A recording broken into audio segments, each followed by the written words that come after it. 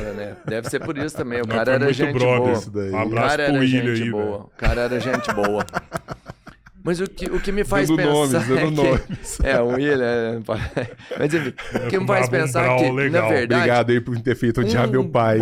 Um bom professor, mano. Um bom professor que faz o cara brilhar. Porque quando ele fez isso, querendo ou não, ele era um bom professor. Ele conseguia entregar a matéria de uma forma que a galera se interessava. Porque se ele fosse chato, se ele fosse um cara que não entregasse a matéria de um jeito que a pessoa tivesse interesse por isso, ele não teria manipulado essa pessoa. Esses caras são profissionais, meu amigo. Você tá ligado? Você tá tem louco. que ser bom. Esses caras são profissionais. Ele é bom Mas professor. o que você acha que virou educação contemporânea?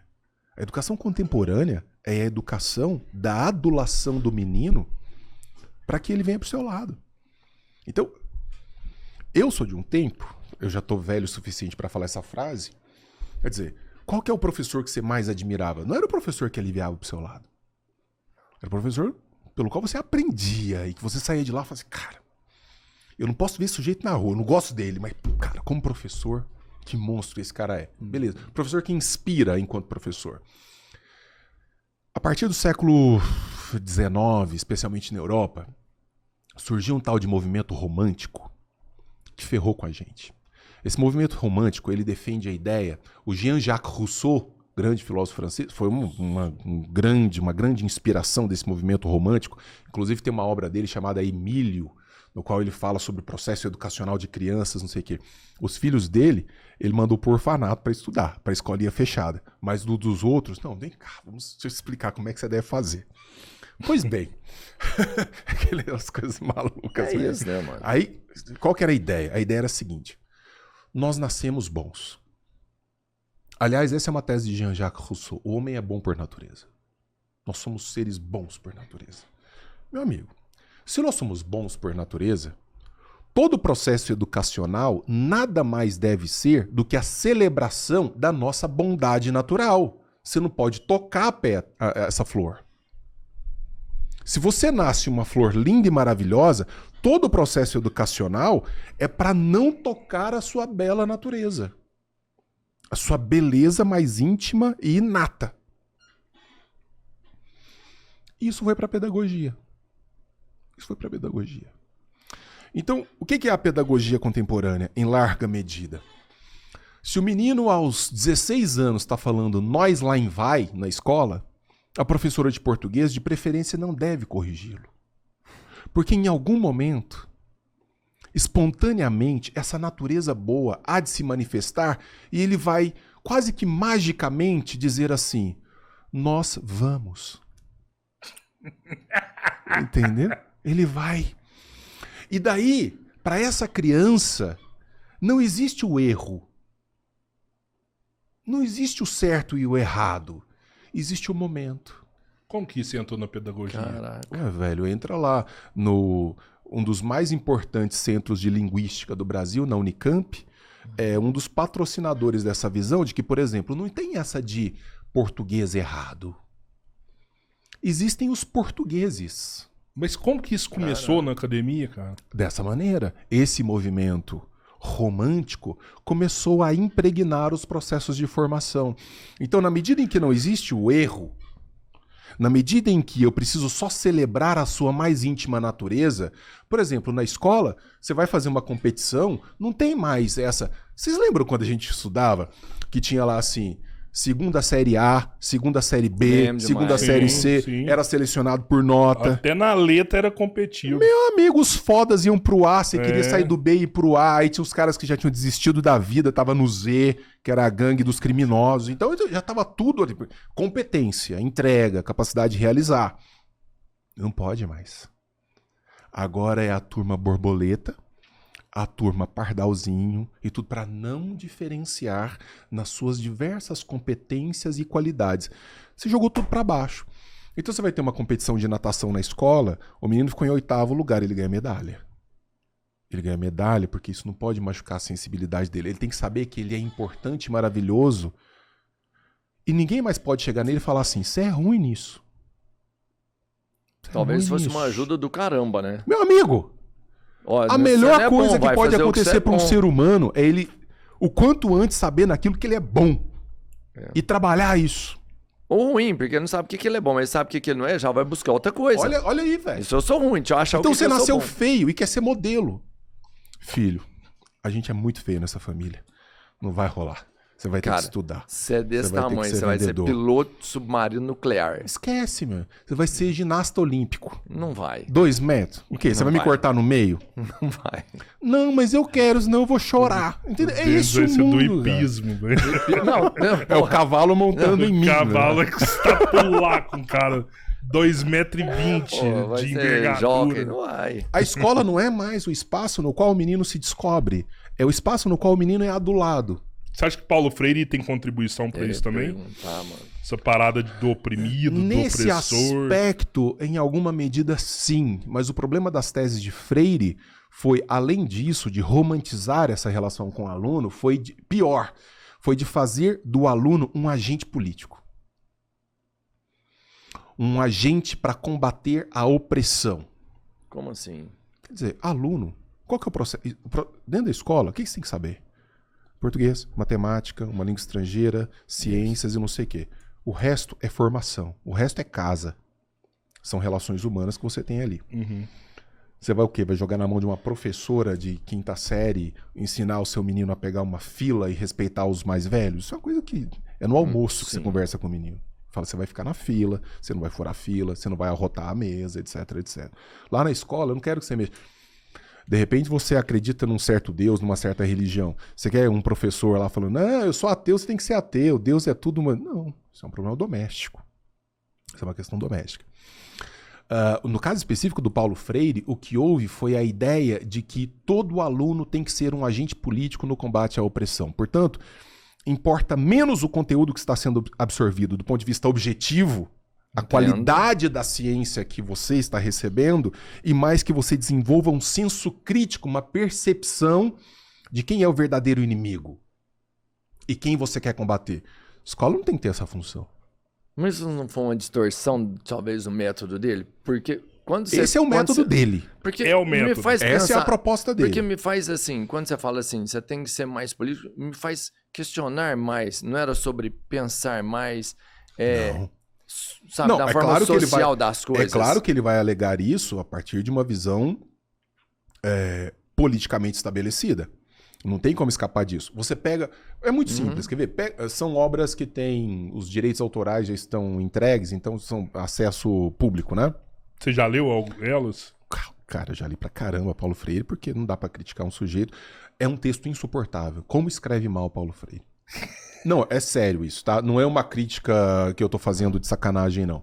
Mesmo quem é adepto da filosofia freiriana, é um texto absolutamente insuportável. Tipo os livros do Pablo Marçal, Mas assim. tem que ler... ele escreveu Pontos 60, comuns. né? Não, Pontos é muito comuns. ruim. Escreve muito mal.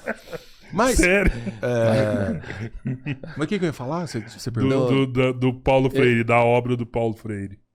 Como que ele manipulou para que o sistema fosse mais Faz um político Google, do que pega um pensante. PDF na internet e faz um Google das figuras que ele toma como referências positivas.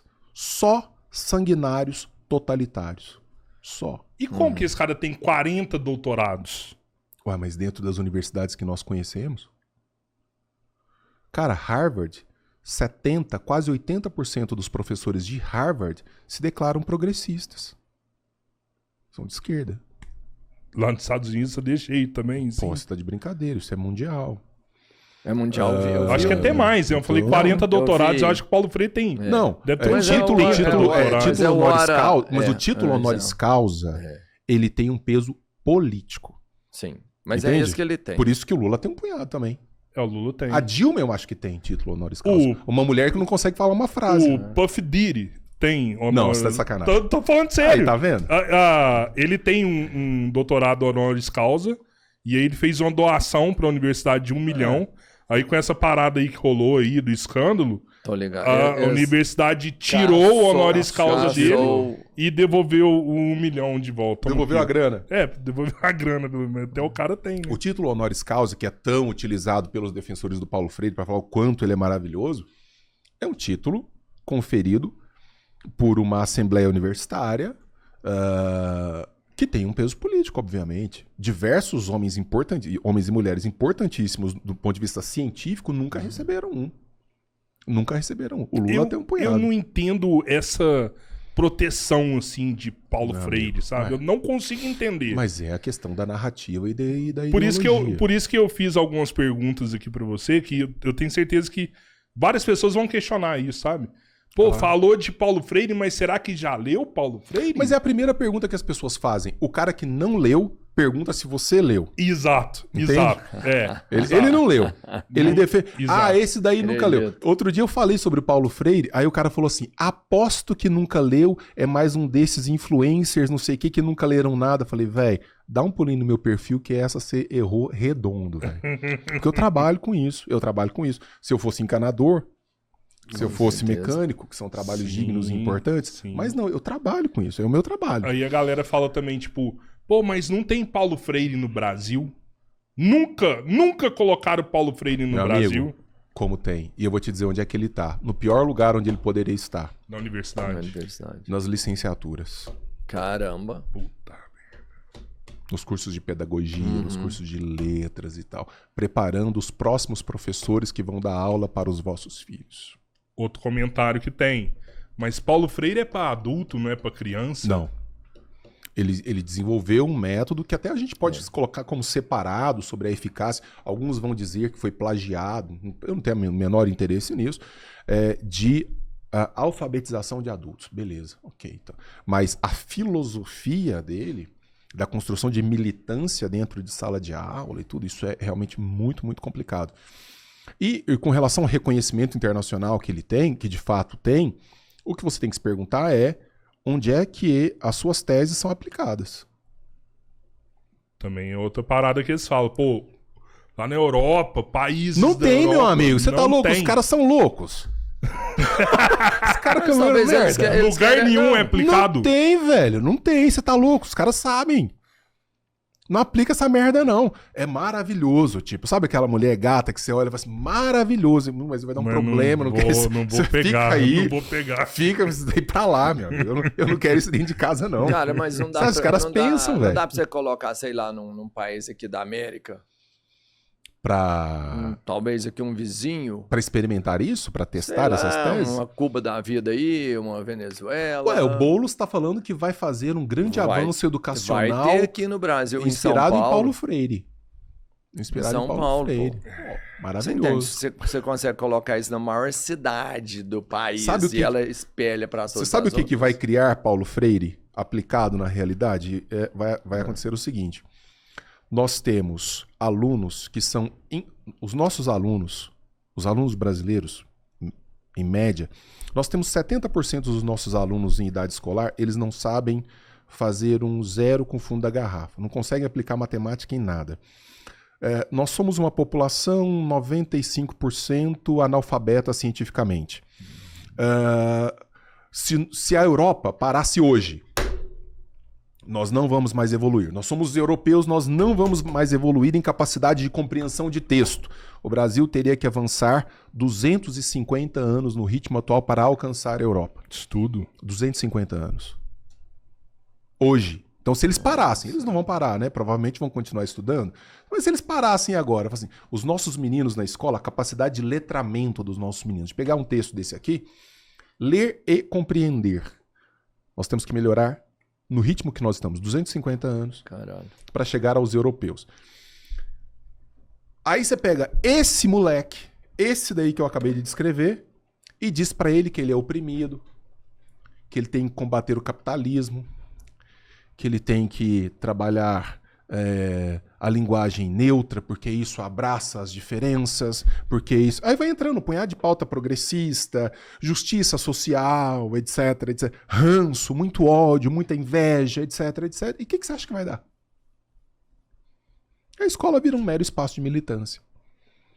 Quer dizer, não deveria ser assim. De novo, quer dizer, a escola... Não é... Quer militar, velho? Beleza, milita à vontade, mas a escola não é para isso. Por exemplo, eu acho muito ruim que a universidade seja espaço para manifestação política partidária. Não para manifestação política. Política partidária. Eu não quero que o PL vá lá para dentro da universidade fazer um congresso. Não quero que o Novo vá lá para dentro da universidade fazer um congresso. Não quero que o PCdoB... Não quero nada dessa gente lá. Agora, vamos discutir política. Aqui a gente faz ciência, a gente não faz política partidária. Só que vai lá ver se não tem. Não é espaço de militância. Quer dizer, você tem um público que mal consegue fazer arroz com feijão e diz pra ele assim, vamos fazer bolo de noiva. Não pode dar certo, entende? Você não tem competências mínimas. Então, se eu não tenho capacidade de compreensão de texto, como é que eu posso interpretar o texto? Antes eu preciso compreender um texto. Quer dizer, então a parede é branca. O autor está falando que a parede é branca. Tá, eu não gosto dessa parede branca. Aí eu vou interpretar, eu vou falar sobre isso. Mas antes eu reconheço que o autor disse que a parede é branca. Então, o próprio modo de enunciar as questões nas nossas escolas já parte de um pressuposto diferente. Leia o texto, interprete e responda. Interprete? Cara, mas eu vou te falar. A gente Cara, piorou eu adorava nos últimos... prova de jeito, A sabe? gente Interprete. piorou. Eu É a gostava, minha porque opinião. eu conseguia fazer, mano. Era legal, Nossa. entendeu? É a minha opinião. Hoje, você fala assim, lê o texto dos moleques e fala assim, caralho, velho, não tem... Nossa, é foda. Nós pioramos nos últimos 20 anos, mano. Porque eu lembro até hoje, quando eu fui fazer vestibular, há 20, 25 anos atrás, prova de redação, né? Você tinha ali 2 ou 3 textos ali que você tinha que interpretar eles, escolher e fazer uma dissertação em cima daquilo ali. Ou seja, interpretação de texto era essencial. Sim. E hoje, não é só você, eu já vi vários professores se queixando que a turma não tá conseguindo interpretar texto. Eu sou professor desde quando? Eu comecei a dar aula com 19 anos, eu acho. 19, 20 anos. Eu tô com 46. Você vê claramente assim a queda de qualidade média. Vê claramente. Não é dizer que nós fôssemos seres maravilhosos, porque os índices educacionais do Brasil nunca foram exatamente fantásticos. Sim. Mas sim, há uma queda. Você acha que cota contribuiu para isso aí? Cota contribui da seguinte maneira. Até quem tem estudos maravilhosos sobre isso é o Thomas Sowell, que dá nome ao meu cachorrinho. O Thomas Sowell fez algumas investigações muito interessantes sobre aplicação de cotas em determinadas nações. Tanto que os principais países do mundo estão tirando as cotas, tá? Estados Unidos está voltando atrás com isso, só pode voltar atrás, né? Está retirando essas cotas, etc. Porque As grandes empresas também têm retirado.